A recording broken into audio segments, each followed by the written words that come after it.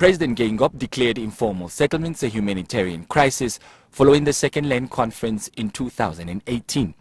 That declaration saw various interventions to speed up decent housing and servicing of land in various towns in partnership with social partners such as the Shack Dwellers Federation.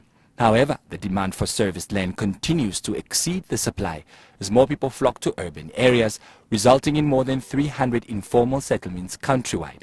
We would like to work with government and all stakeholders to develop an emergency response plan for the urgent upgrading of informal settlements, enabling environment for the informal economy in Namibia. Government says the two-year COVID-19 pandemic, coupled with its restrictions, had impacted its plans. President Geingob told the clergy that this included addressing inhumane conditions in the informal settlements, which government is committed to.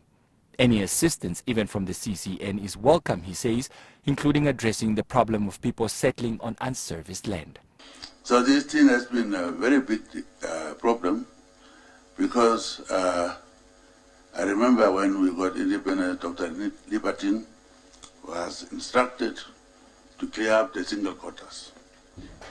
And as she did that beautifully, finished, they said, oh, let's go and squat. When you squat, you get a house.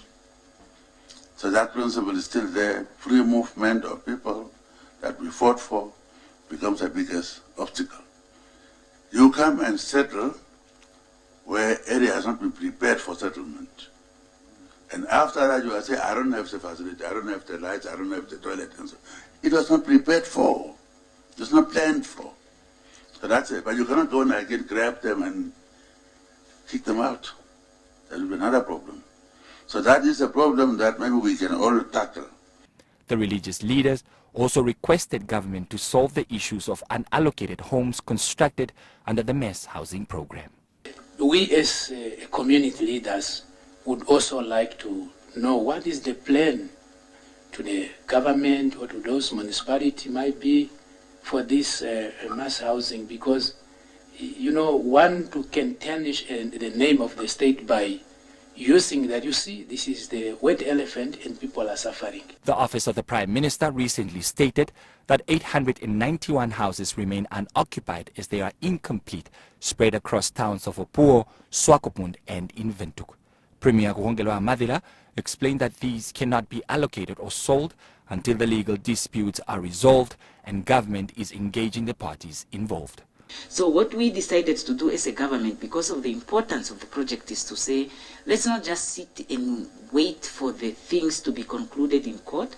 Of course, we will not violate the order of the court, but we will engage with the people on the ground so that we can try to facilitate a settlement between them or reach a settlement with them where possible, so that we can secure access to these houses, to complete them and allocate them.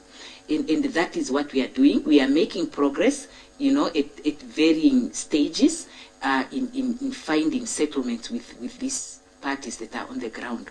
Once that is done, the work would resume. So the information that is provided that the houses are completed and they are left unallocated is completely untrue. More than 4,000 people had so far become homeowners through the mass housing program before it was halted to address irregularities.